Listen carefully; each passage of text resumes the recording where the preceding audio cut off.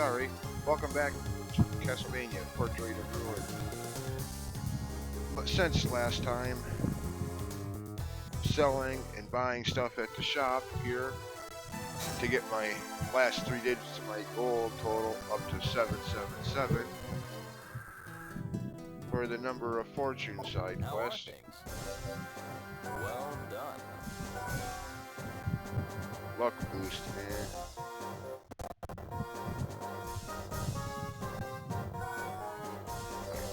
These stupid things. I hate these button mashing side quests. So I'm not going to do that one yet. Now,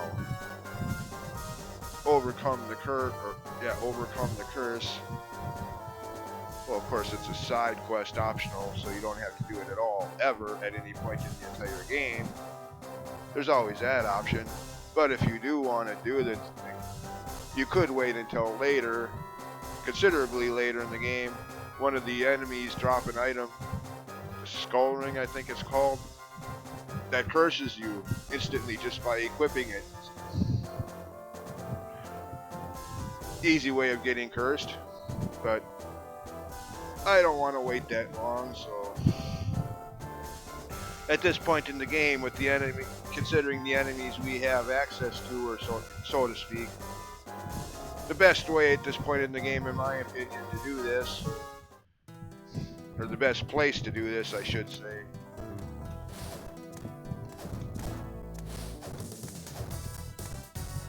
is over there by the next portrait that I'll be going to in a few minutes. By the way, another thing that's kind of convenient about this, I'll make you a deal. Thank you. How are things? is this other one, Mental Training 1. Go, reduce your MP, and then come back. I mean, yes, you could just sit here throwing axes or whatever, you know, wasting your MP right here in this room. You don't even have to leave this room, technically speaking, but since getting cursed, you know, the result of getting cursed is that you lose all of your MP. You can do overcome the curse and mental training all at once. Kind of convenient, I guess.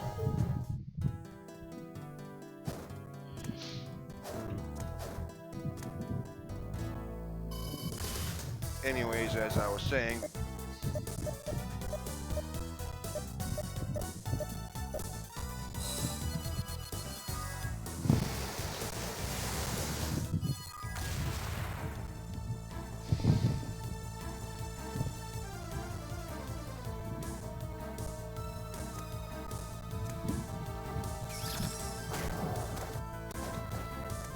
now to make it back to Eric before the curse wears off,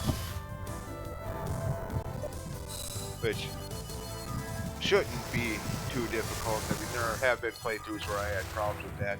The curse would wear off right around here. Usually, no. How are things? See? Both done. 2 side quests for the price of... okay, that's a stupid analogy, but... Excellent. Excellent. More MP. Thick glasses, yeah. The item I found in one of the rooms in the City of Hayes portrait a couple videos ago now. Well, Oh goody. I hate these button mashing quests. Right, down, left, right, and Y. care to try? This is your training.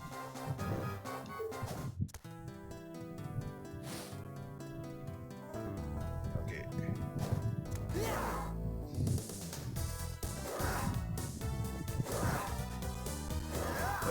Poopy. Ah. Ugh.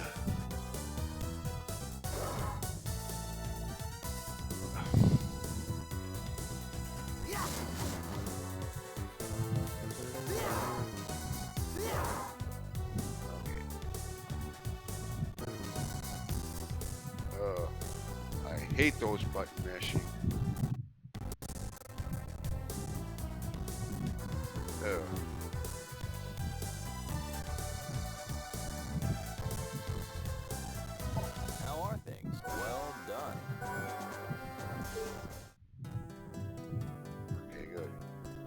Alright, at least I get a reprieve from them for a while. Granted, there will be two more. One more completely different combo. And then another button mashing quest. And calling for you to do that one I just did 3 times in a row. 1, 2, 3. Middle fingers. To the person who came up with that side quest. Wait a minute, I only have 2 hands. Shoot, fine. Both hands and 1 toe or middle toe. No, that would be stupid.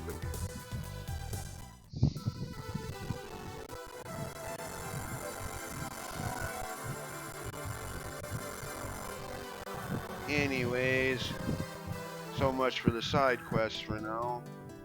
There's no more castle to explore for the time being either. Could grind out some of these, some skill points for some of these items of Jonathan's, or skills, whatever, but like I said, I'll wait and do that when we get access to enemies that give you more skill points per defeat, like the Minotaurs.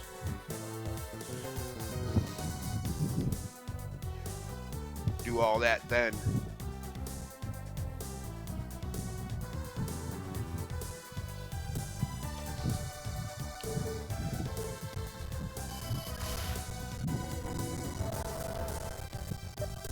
So for now, on to the next portrait.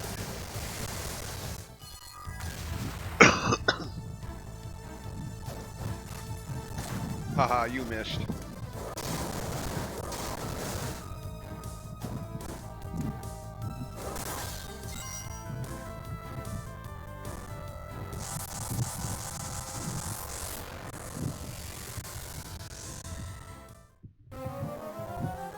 Okay. Circus or carnival.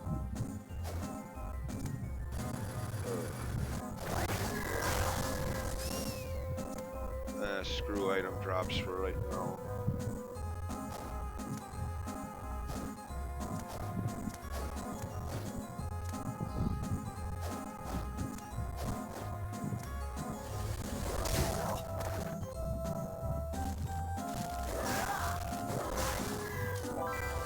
There's one of those cards in a 5-card set for the Joker side quest, or Gambler rather side quest much later. Collect all 5 of those cards that, as far as I know, serve no other purpose other than being items for that side quest. But I wouldn't worry too much about that side quest yet, as you're going to be close to the end of the game before you can complete that, because some of the enemies that drop those cards needed for that aren't even visible, or don't even appear until the last couple portraits of the game, so yeah, wouldn't worry about that yet. Plus the fact that it hasn't even been offered yet. It's not even unlocked yet, or however you want to put that.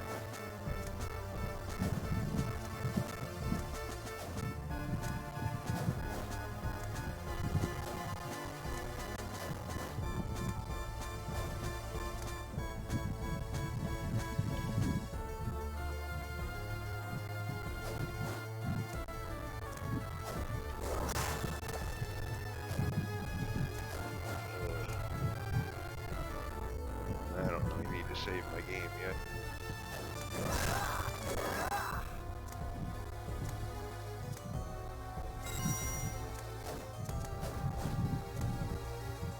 Actually, I don't want to go that way. Could, but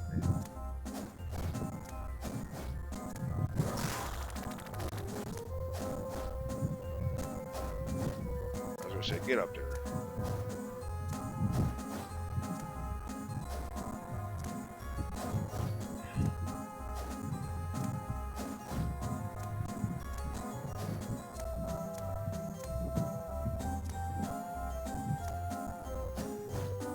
Okay, I did highlight that room for later use.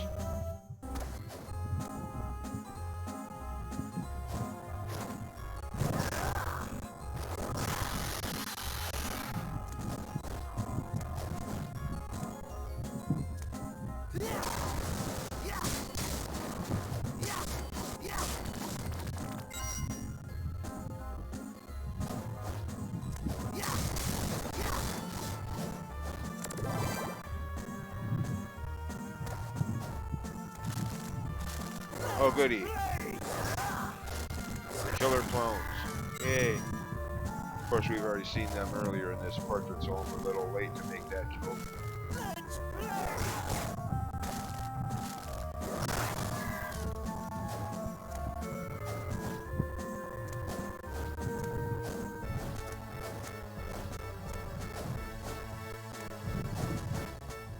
Oh, get up there.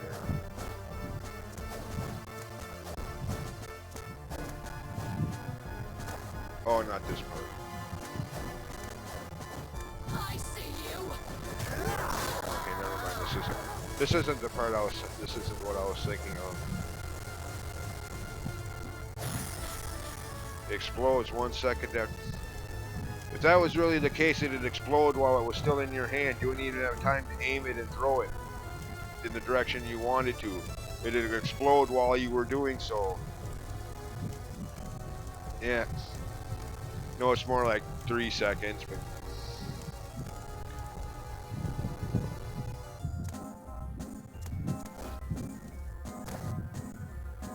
Oh, goody. How much you want to bet this statue is going to be part of a side quest? And to be further gambling addicted, or however you want to put that, for further higher stakes, how much do you want to bet that it'll be a side quest that you'll only give you after we're done here, and would then therefore have no reason to ever come back to this portrait ever again for the rest of the game?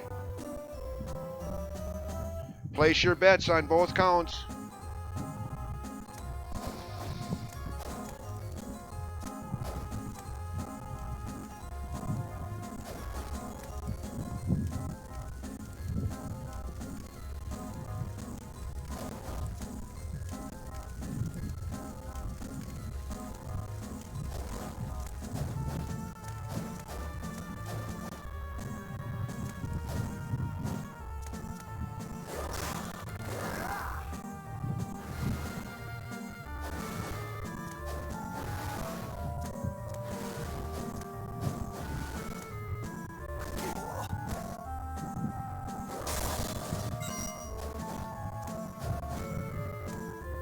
An item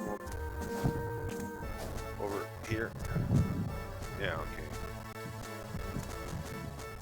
Probably nothing any good or even worth going after. But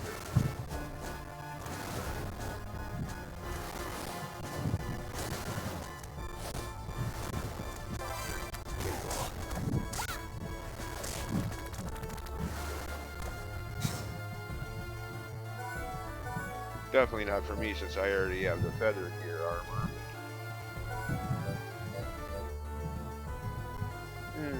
41. Yeah, I guess not. Iron plate, 49. Silver plate, yeah, okay, never mind. I was gonna say, I guess maybe if I didn't already have the $20,000 feather gear armor, that might be more valuable, more worth it, but no.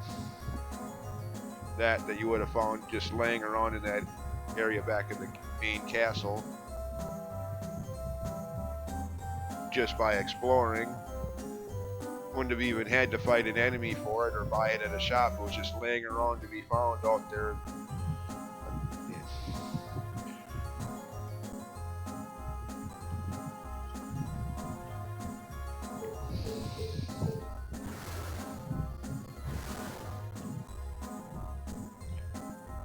Of course, if you're playing as Charlotte,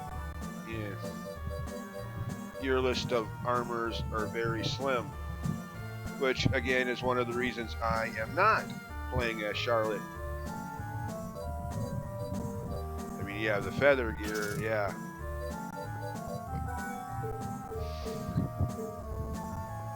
That's, as far as I can think of right offhand, Jonathan mid-game and into the second half of the game will get better armor than the feather gear. As far as I can remember right offhand, Charlotte never does. If I recall correctly, the feather gear armor is the best she'll ever get for the rest of the game as far as defense points goes. I mean, I could be wrong about that, and probably am. 'Cause I never really used the Charlotte character much, so I don't really know, but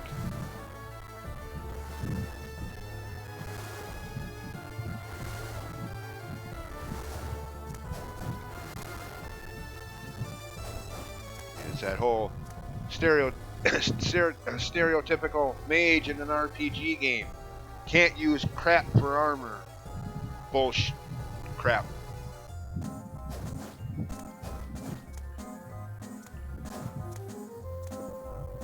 I mean, seriously, like I said in the previous video, who came up with that sensor? Was going to say something, but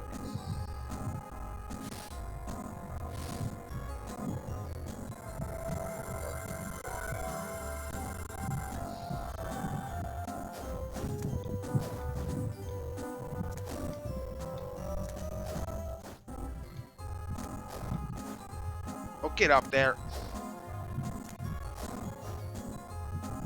Really?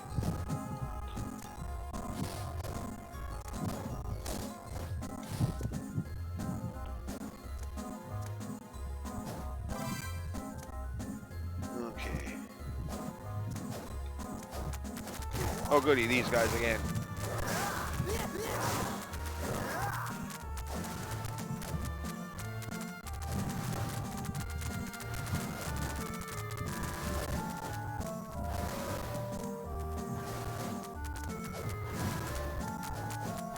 I always wonder when they came up with the name Flea Men. Is that what they were called all along? I mean, I never really paid much attention to the enemy names in the original Castlevania game. Me and the friends I used to know back then in 1988, 1989 just used to call them hunchbacks.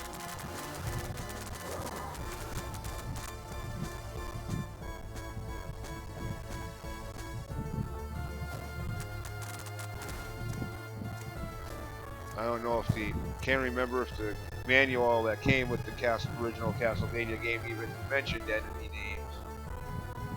Come on, that was over 3 decades ago that I actually saw a manual for that game.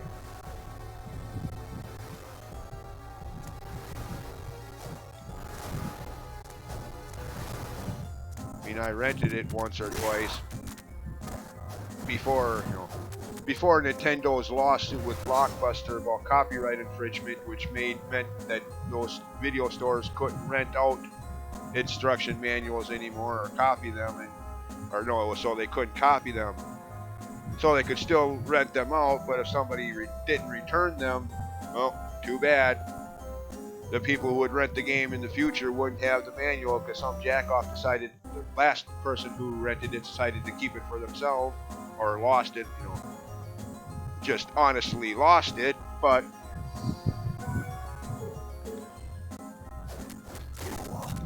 so by the end of the whole idea of renting video games from stores like Blockbuster, a lot of times you'd rent the game, but you wouldn't get the instruction manual anyways.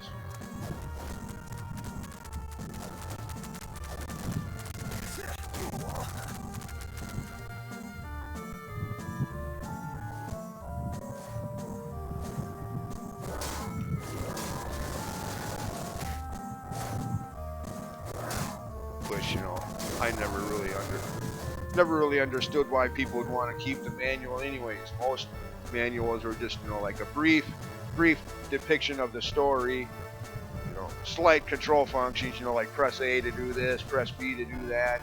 That was about it. Cleaning instructions, like anybody really needed to be told how to clean a Nintendo NES cartridge. I mean, really? You actually needed to have that explained to you?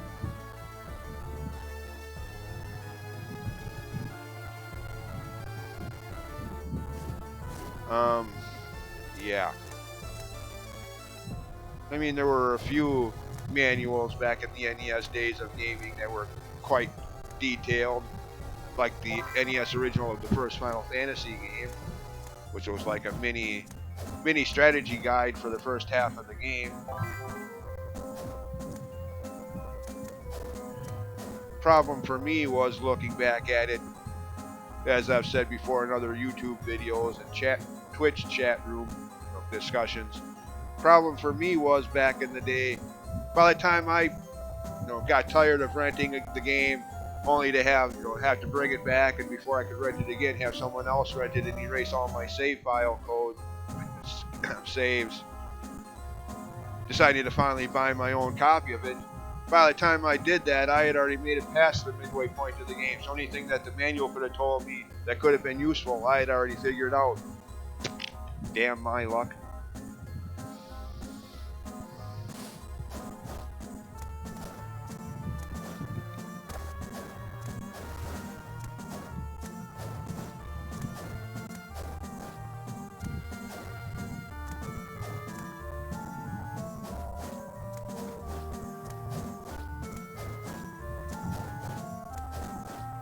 From what I heard, Dragon Quest, the original Dragon Quest, was the same way with this instruction manual. But I don't recall ever seeing that one.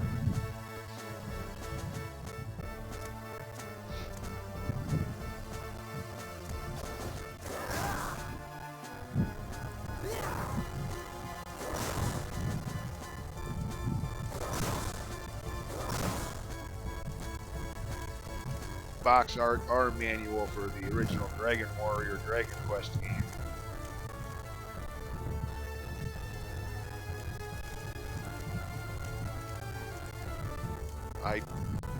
Well, got my copy real cheap actually. The way that worked out is I'd rented the game so many times, and by the time, and after I'd say about a year, or not even that long, it got to a point where it seemed like I must have been the only one that was still renting it. So one day I go in to rent it again, and the owner of the store looks at me and says, "You want to just buy the game since you're always renting it?" So I did. Yeah. But it didn't have the manual because it was from a video store and that whole thing that I was just talking about. Yeah. So yeah, I don't think I ever saw the manual for the original Dragon Quest game.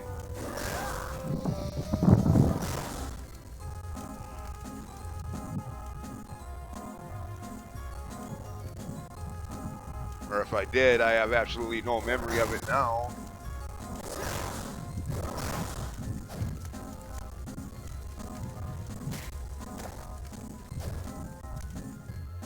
But yeah.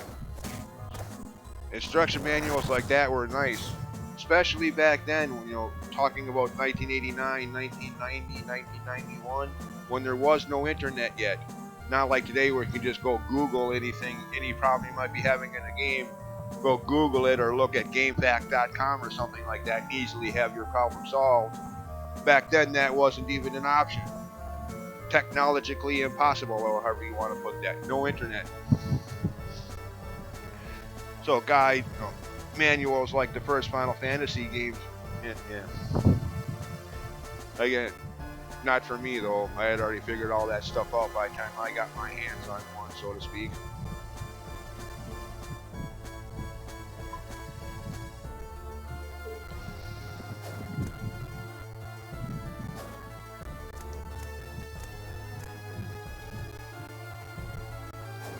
By the way, that item there, that's the item we need to open that gate back in the main castle.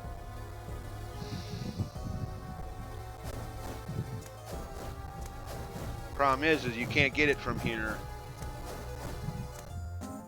You have to drop down from up above there. And then the split second that you touch that item down there, it automatically triggers with no chance to heal up if you need to. You're screwed in that regard, I guess.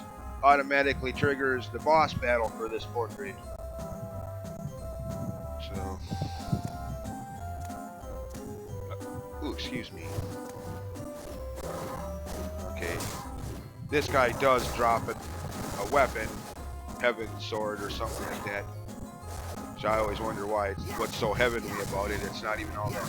Maybe, again, keeping in mind that I have the Holy Claymore, a weapon that by all rights you probably shouldn't have this early in the game if you want to look at it strategically. Or not,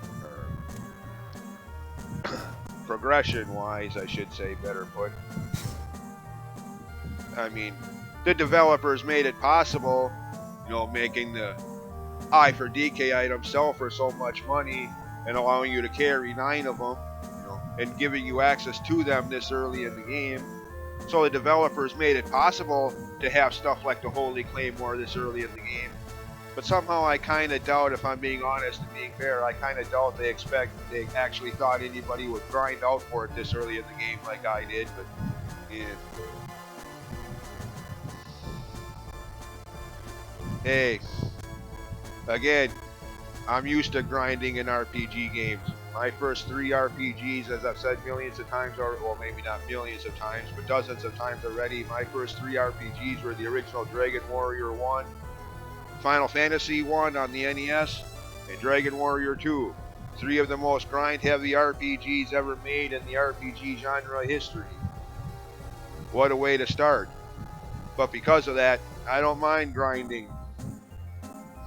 I mean, it can get tedious after a while, yes, but that's when I just move on, do some of the, you know, do the next dungeon or whatever, fight the next boss, or just move on with the main gameplay for a while until I'm ready to grind again. Or like in the case of the first Dragon Warrior Dragon Quest game, tired of grinding, move on to the next area, the next town, and then grind some more there.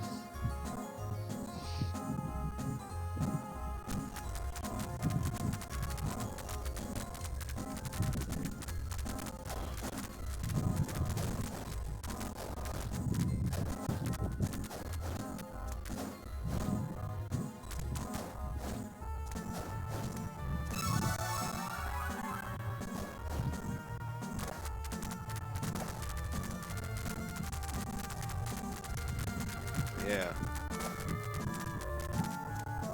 Of course, by the time this game was made in 2006, well, probably made earlier than that. Then again, I don't know. I never really looked into that. Now that I think about it, when was this game released in Japan? Most games are released in Japan at least a half a year, if not more than that, before they're ever released in America. Most of the times. I mean, occasionally there's that rare game where it's actually released in America first, for some reason, you know, released here in North America before it's released in Japan, which is kind of weird. And then there's the even weirder case where it's never released in Japan for the longest time, like Star Tropics on the NES, which eventually was, but yeah.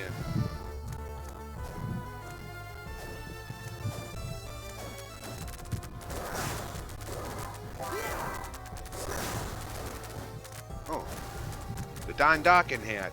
Oh, and then I missed it. The fedora. Yeah. What? Watch the Dokken video for their song In My Dreams. Yeah.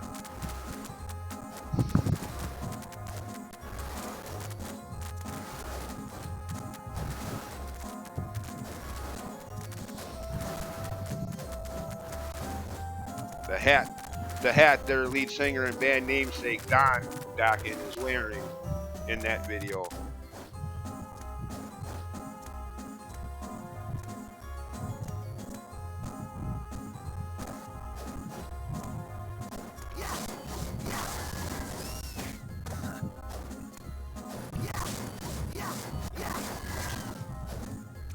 A cannon that shoots enemies.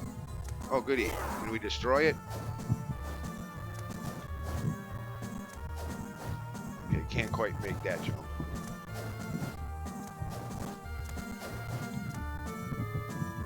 Okay.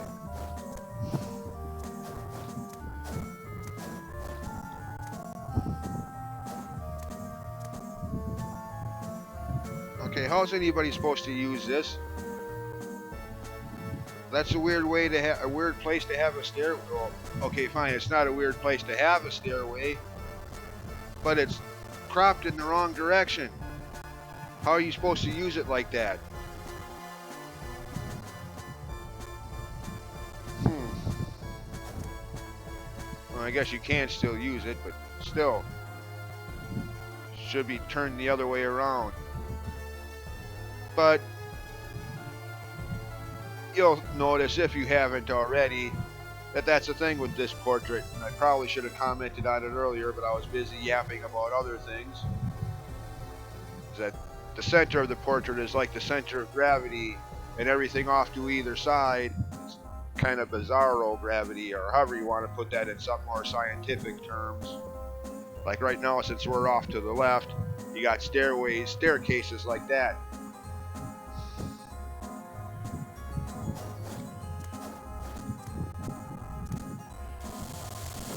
Enemies like those that could walk on the walls facing left, or seems like we're the only ones affected by the gravity. They're not.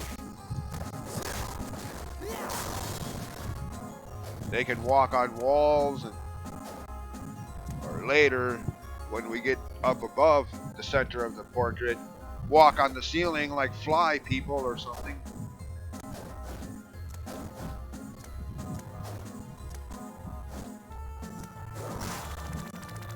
I mean, the enemies can defy the law of gravity.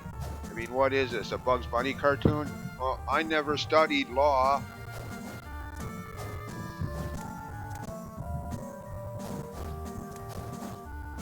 Okay, where's... Oh, there it is. I was gonna say, where's the door, the entrance to the next screen?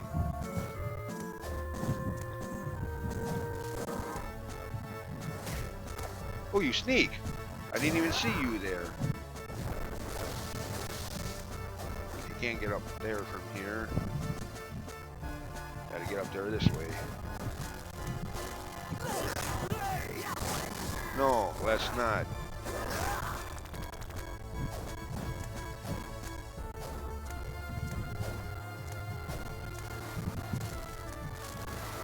By the way, those clowns there, I did get one of their item drops, the Joker card, which, by the way, hardy, designers. The clown drops the Joker card. Ha ha, ha ha ha ha ha. The other item drop it. The other item it can sometimes drop randomly is a food-related item, the hamburger, which always makes me wonder if that was intended as a Ronald McDonald pun in some regard. A clown that likes hamburgers.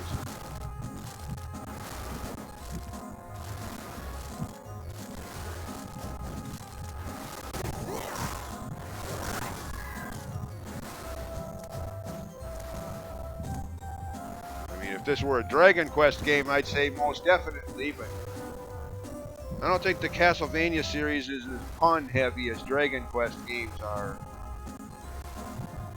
Dr. Aegon Dragon.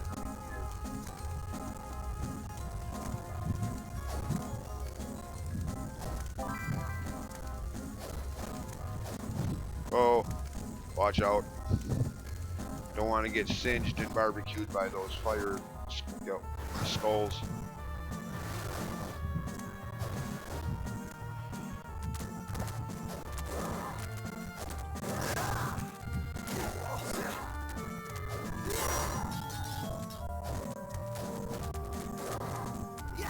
Oh, there's an item over there off to the right. Not that I can get to it from here.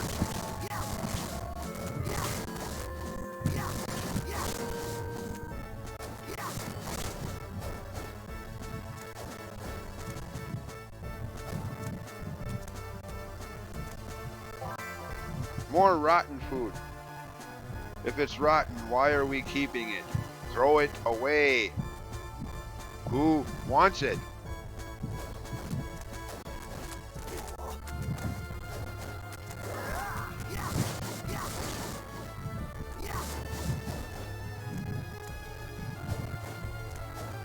Oh yeah? I don't think so, Buggy. Oh, you survived that.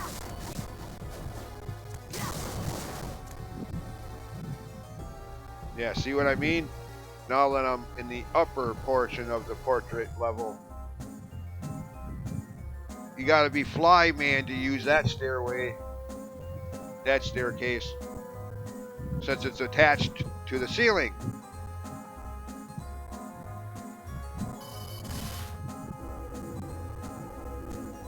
I mean, if this were like, what was that game?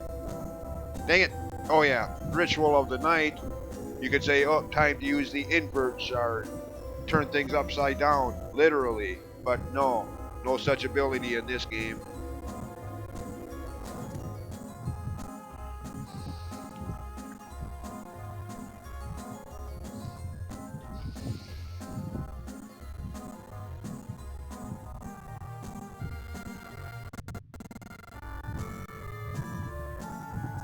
Okay. Yeah, see? Oh, there's another one of those cards.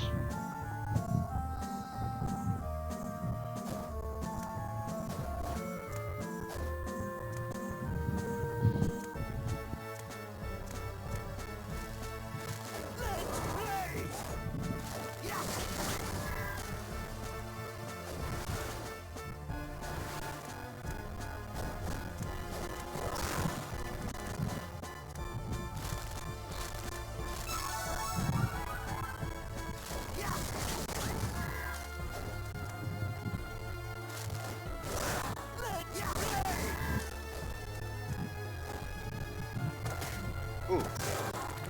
Dropped down right on that thing. Well, from here I could drop down and eventually end up in the boss room, or in that area, but nah. I'm not doing that yet. Still got approximately half of this portrait to explore yet. Pretty much the entire eastern or right-hand side of it yet. And right around now is when you'll be able to tell the other gag of this portrait level. Symmetry. Mirror image. Flip-flopped. Yeah.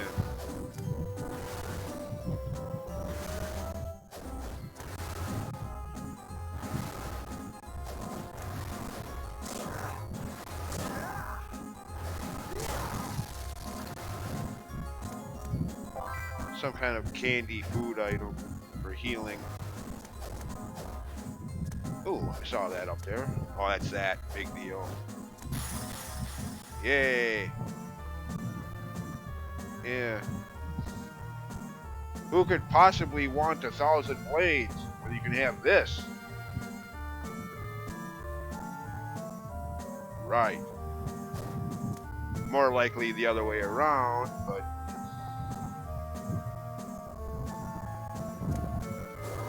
Then again, there are people who would rather play Castlevania 3 than Simon's Quest, so yeah. There are people that would rather play Final Fantasy 4 than Mystic Quest, but okay, I guess if that works for you, fine.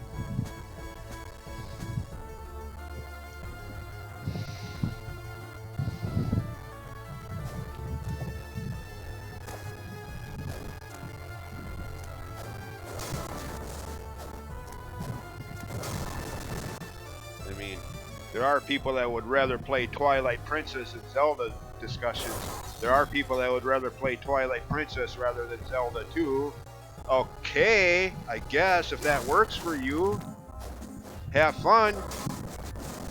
Just don't expect me to agree with you. Toilet Princess.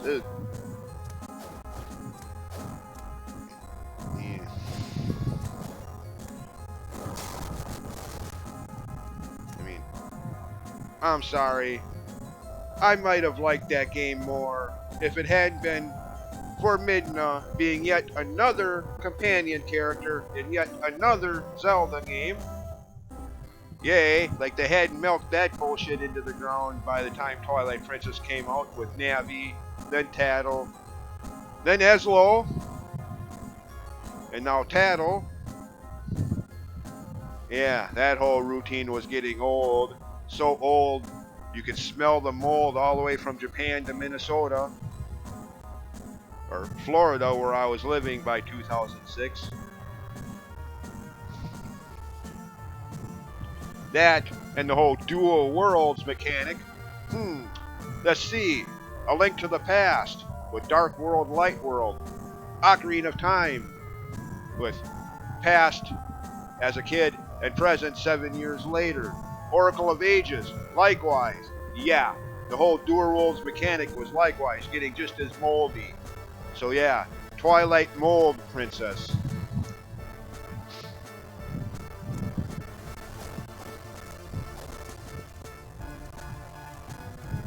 At least that's the way I looked at it. Like, good God, just because it's a Zelda game doesn't mean we have to always do the same old bullshit every freaking time.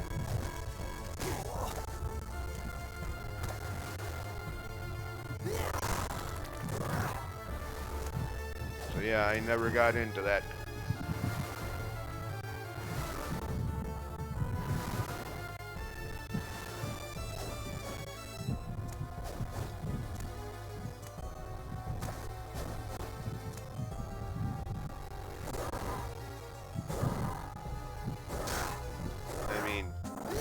I get that it's so many Zelda fans' favorite Zelda game, and that's fine. Like I said before, to each their own. Just don't expect me to agree with you.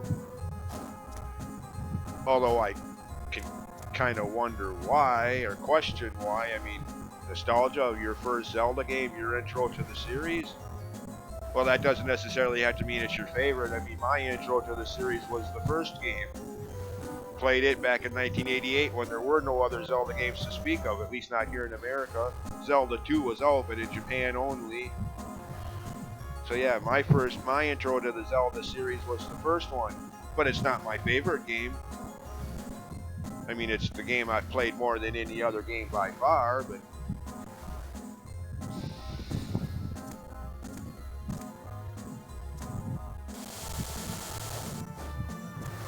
my favorite Zelda game, and my favorite video game in general for that matter, is Ocarina of Time.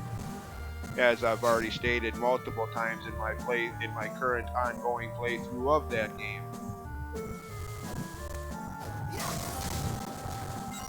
I think at least a couple times in the intro to the videos, welcome back to my playthrough of my favorite game, or something to that effect. And yes, as of recording this video, I'm still making Ocarina of Time videos as well. Last one I did was, I think, the Keikrico Village well and entering the Shadow Temple. Or getting ready to do so.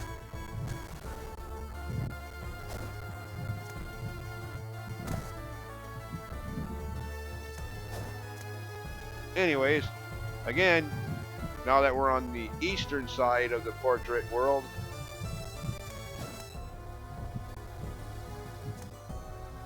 yeah. Why is it I'm the only one that seems to be affected by the not affected by the gravity or hook? I can't walk on the walls or the ceilings. Not that it really matters in this game, but no big deal. If I wanted money, I could just go grind out some more I for DK items back in the city of Hayes portrait and sell them for 12,500 each.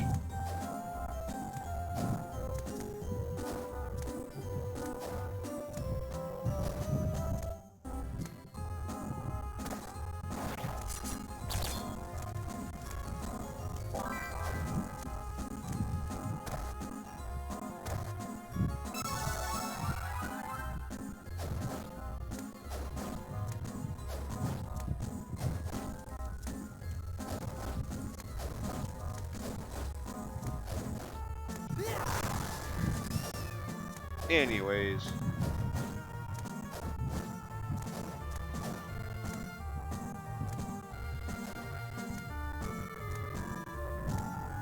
and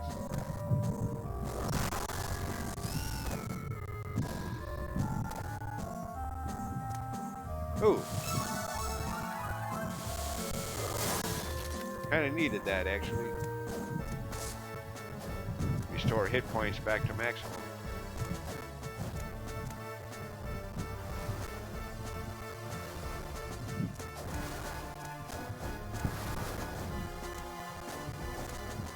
And yes, by the way, I was only joking with my comment earlier about there are people that would rather play Twilight Princess than Zelda 2. Well, kind of joking, I mean. Zelda 2 isn't exactly a prime example of the best Zelda game either, if I'm being honest. I mean, I do like that game more than most Zelda fans I've ever spoken to have, but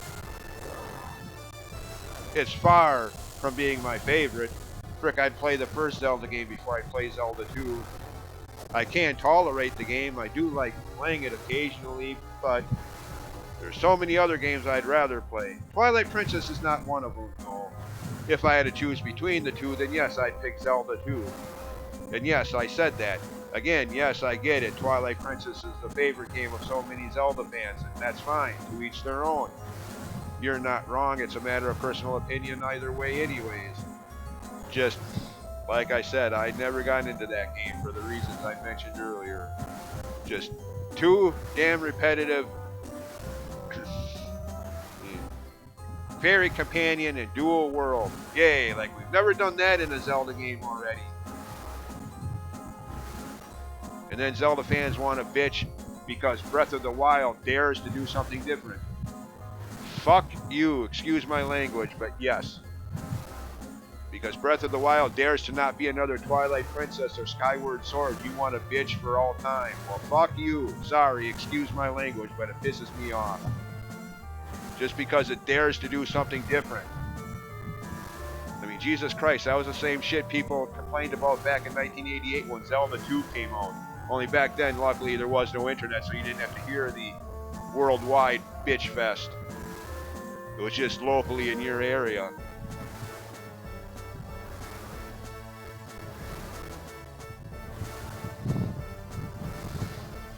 Just because Zelda 2 dared to be different. Oh my God. What a crime. What a carnal sin. They dared to do something different. How dare they? How dare they not make an exact carbon copy of what they've already done? Who do they think they are? Yeah, right. At least that's what you'd swear some people think with the way they... with the comments they make about either Zelda 2 or Breath of the Wild. It's like, oh, they dared to do something different. It's not the typical Zelda formula.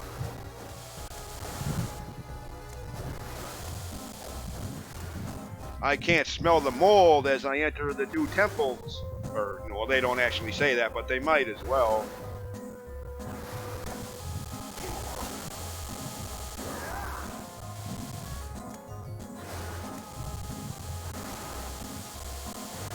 Then you'll get these idiots that'll try to tell you, well, you're not a real Zelda fan if you don't like the Zelda dungeons. And I'm like, dude, I've probably been a Zelda fan longer than you've been breathing.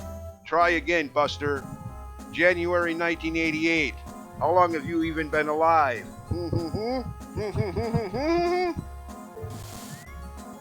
Tell me again how I'm not a Zelda fan?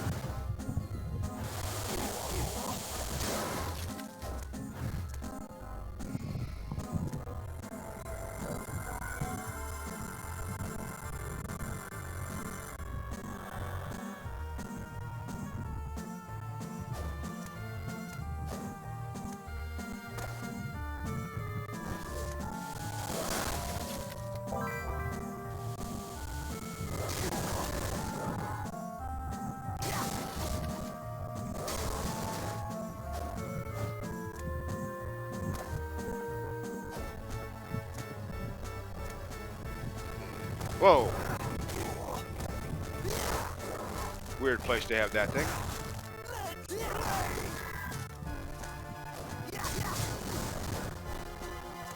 You know, what was up here that I missed? Being distracted by that falling wheel? Oh.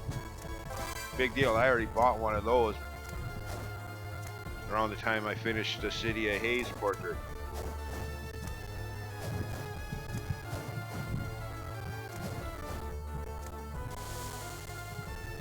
Wait a minute, I'm already done up here. What am I doing?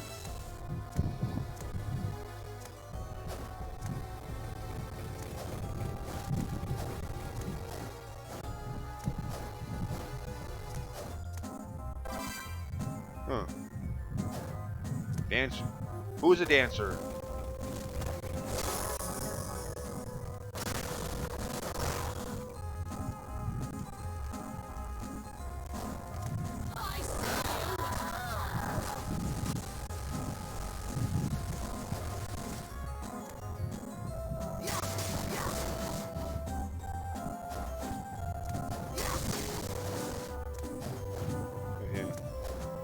Anyways, so yeah.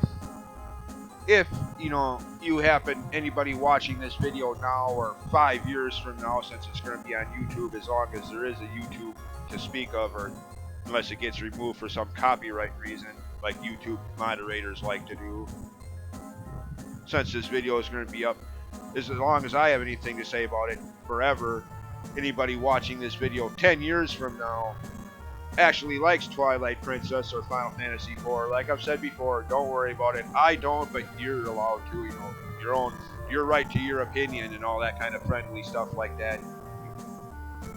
Doesn't mean we can't get along. I mean, look at it this way. Your best friend, do you like everything they like and agree with every opinion they have? No? Well, there you go. You know.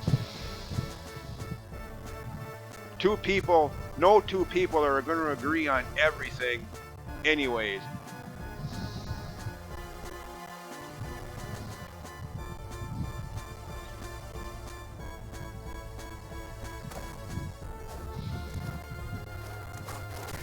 So just because I might not like the same games you do, no need to make a big deal about it.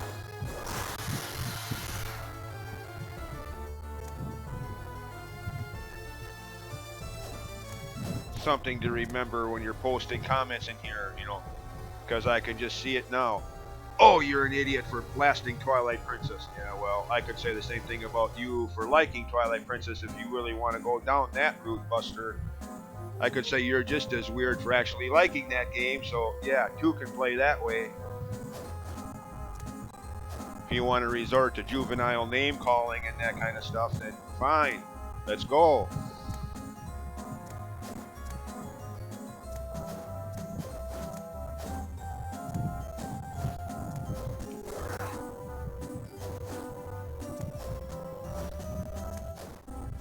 Get up there. Anyways, that's pretty much all for portrait exploration.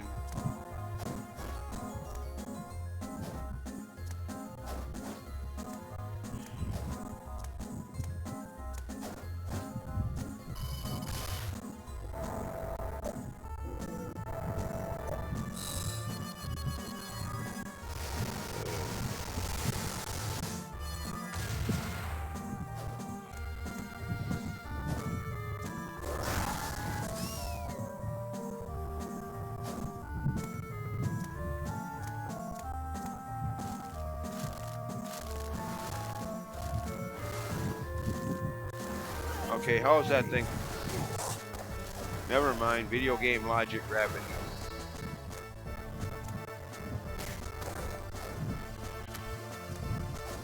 you. Alright. Now we go down here. Try not to get sliced by the blades in the process. Which seems to be easier going this way, going down screens like this.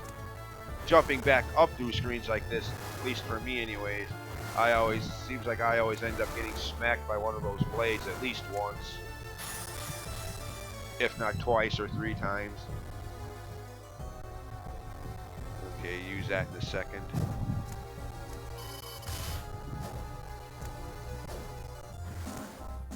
Not that it's likely to be an issue, but just in case.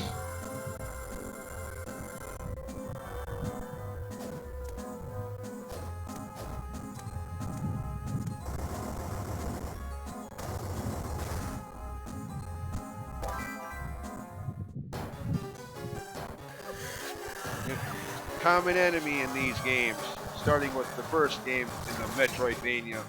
In fact, historically, the game that the very term Metroidvania was coined to describe in the first place, Symphony of the Night, a Castlevania game that played like Metroid, Super Metroid, hence the term Metroidvania.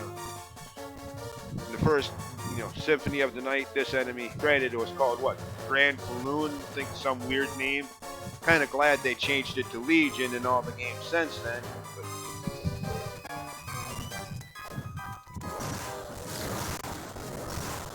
But yeah, that by the way is another thing that's Metroidvania games. That term gets way overused these days. You have games that are neither Metroid nor Castlevania that are being called Metroidvania. Screw you! Middle fingers in your face. How can it be a Metroidvania game if it's neither Metroid nor Castlevania? Pick a different term for those type of games, assholes.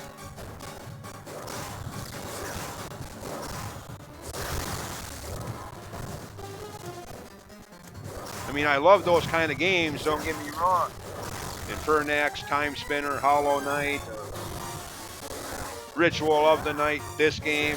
I love the Metroidvania type games, but god damn it, if it's not a Metroid game or a Castlevania game, it cannot be a Metroidvania. F you. Middle fingers in your face.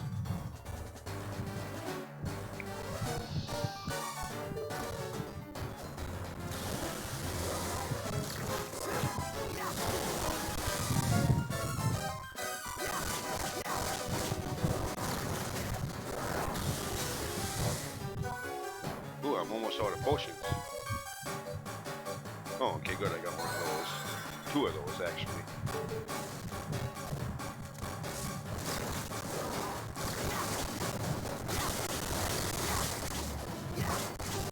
Okay, never mind. I'm not going to need to worry about it. Just getting all panicky here for no reason. This boss is toast. Okay, maybe. He says as he runs out of magic. But I think I got it, yeah. That's easily solved as well.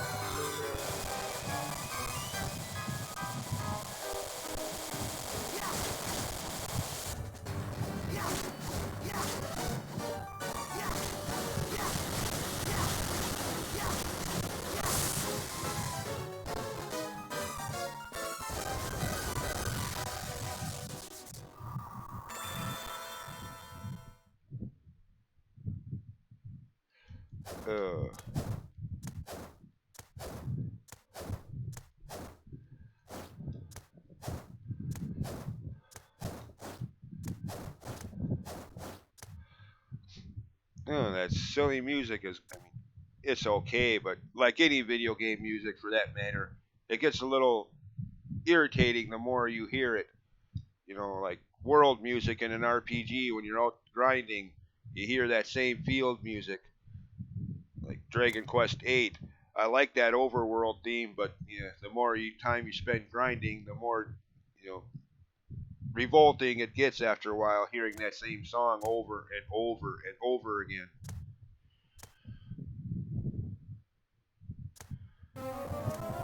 Damn, I spoke too soon. It's back. Yeah.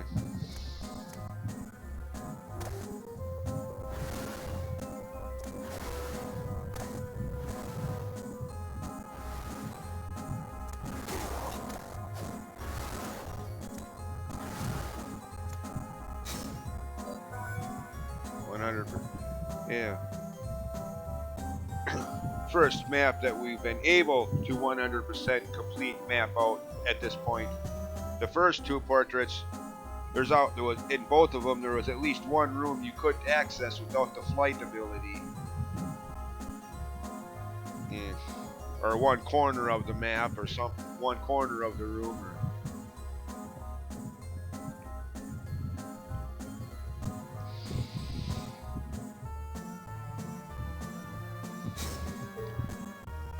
Anyways, done here for now. Theoretically, we're done here. But remember, there is that statue we passed by in the lower left corner room of the map. Remember? Side quest? Yeah. Now that we're done here, he'll give us that side quest. Wouldn't before we came here. You know, he gave you the money side quest, spend or somehow get the last 3 digits of your money to 777. In that button mashing side quest. But no, wouldn't give you the statue's tier side quest regarding that statue. Until now, when we go back to see him again.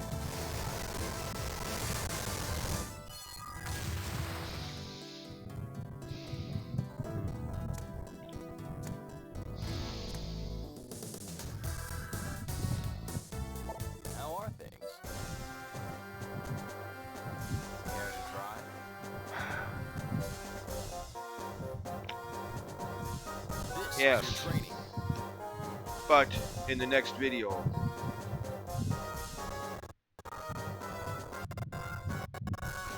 as this one's already at the hour mark, so, or a little past it. So yeah, do these side quests and explore more of the castle. Now that we have that cog item, we can open that gate. So, see you next time. Thanks for watching. Thanks for putting up with my ramblings about my thoughts on video gaming and whatnot. And see you next time. Bye.